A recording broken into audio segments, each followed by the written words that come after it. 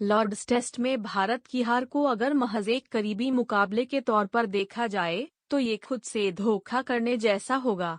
असली दर्द उस लगभग जीत में नहीं है, बल्कि उस आदत में है जो बार बार मौकों को गंवाने की बन चुकी है।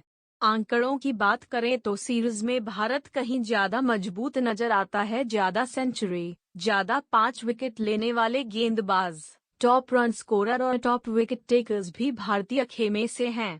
फिर भी हकीकत ये है कि टीम इंडिया 1-2 से पीछे है और लॉर्ड्स में मिली 22 रन की हार एक बार फिर ये साबित कर गई कि प्रतिभा तब तक अधूरी है जब तक वह मौके को पहचान कर उसे अंजाम तक न पहुंचा सकें।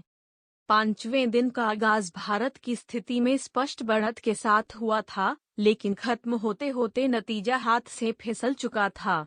रवींद्र जडेजा ने तो मोर्चा संभाल लिया था, लेकिन बाकी बल्लेबाजों ने उस जिम्मेदारी को साझा नहीं किया। यशस्वी जायसवाल से लेकर शुभमन गिल तक कोई भी नई गेंद से निपटने में मानसिक तौर पर तैयार नहीं दिखा।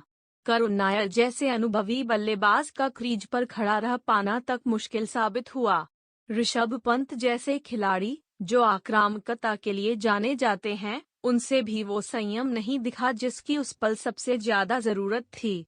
कप्तान गिल खुद मान चुके हैं कि वह मूविंग बॉल से जूझ रहे हैं, लेकिन ये सिर्फ तकनीकी नहीं, मानसिक कमजोरी भी है। भारत की सबसे बड़ी चूक ये नहीं थी कि उन्होंने रन नहीं बनाए, बल्कि ये थी कि जब जीतने की स्थिति बनी तब कोई ठहर नहीं सका। पहली पारी में 376 रन पर 6 विकेट से 387 पर ऑल आउट होना और दूसरी पारी में 41 रन पर 1 विकेट से 82 पर 7 विकेट गिर जाना एक केवल नंबर नहीं है, ये उस घबराहट और दिशाहीनता के सबूत हैं जो टीम के भीतर घर कर चुकी है। और जब पूरी दुनिया की टीमें 200 से कम स्कोर आराम से चेज कर रही हों, तब भारत का 193 का पीछा न कर पाना सिर्फ एक हार नहीं, एक चेतावनी है। बात सिर्फ गेंदबाजी या बल्लेबाजी की नहीं है। फील्डिंग में सुस्ती, एक्स्ट्रा रन लुटाना, 31 और 32 रन दोनों पारियों में, ये सभी छोटी छोटी लापरवाहियां मिलकर बड़ी हार का कारण बनी। और हैरानी की बात यह है कि ये गलतियां नई नहीं हैं।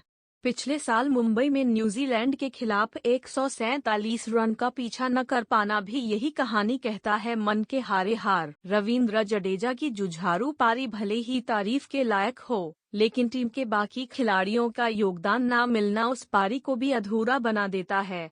अगर कोई टॉप ऑर्डर बल्लेबाज उनके साथ टिक जाता तो नतीजा शायद कुछ और होता, लेकिन भारतीय क्रिकेट में अगर और शायद अब आम शब्द बन चुके हैं।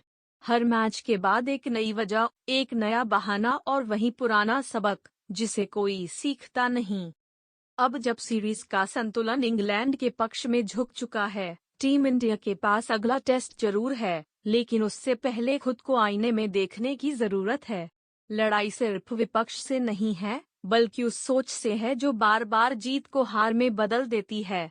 लॉर्ड्स की हार से बाहर निकलना जरूरी है, लेकिन उससे भी ज्यादा जरूरी है उस हार से सही सबक लेना, क्योंकि इस बार मामला छोटी छोटी गलतियों का नहीं था, बल्कि एक बड़ी चूक की तस्वीर का था, जो अब बहुत साफ दिखने लगी है।